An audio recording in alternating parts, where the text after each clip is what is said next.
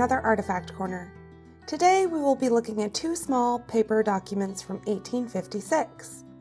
The first is a document stating that Frank Hall and Fanny DeLord Webb were intending to marry, and the second is the marriage license itself. Frank and Fanny were married on May 14, 1856. The couple were married in Hartford, Connecticut, which is where Fanny DeLord Webb was residing at the time. Marriage licenses were relatively new in the mid-19th century. Let's learn a bit more about the history of marriage licenses.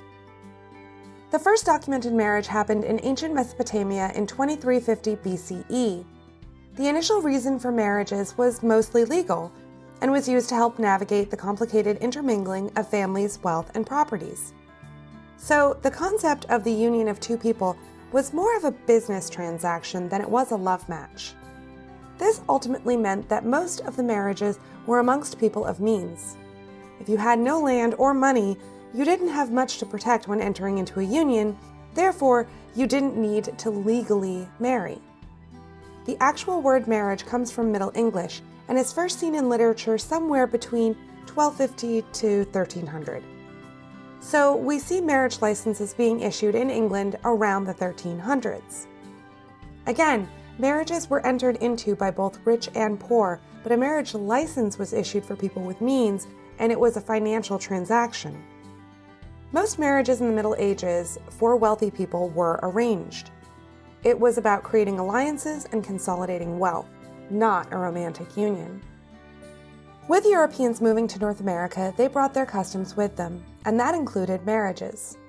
Marriage licenses have been required since 1639 in Massachusetts, with their use gradually expanding to other jurisdictions. Throughout the 17th and 18th centuries in America, it was not required for couples to obtain a marriage license before forming a union. It wasn't until the mid-19th century that the U.S. formally made it a law for couples to have a license to marry. Actually, prior to Frank and Fanny getting married in 1856, we have the record of Fanny's parents' marriage. They did not have a marriage license. They instead had a marriage indenture. This literally meant that Fanny's mom became the property of Fanny's dad. Not cool. By the mid-1800s, the licensure made each partner equal participants in the union, as long as you were a man and a woman of the same ethnicity. For mixed-race couples, they had to wait until 1967 to have their marriage legally recognized. For same-sex couples, they had to wait until 2015 to have their unions recognized legally in the United States. These two small pieces of paper are a look at marriage in the Victorian period in the United States and a reminder of how far we've actually come.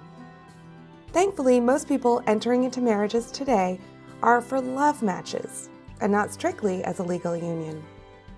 These pieces of paper are in quite good condition, and we are so lucky to have them in our collections.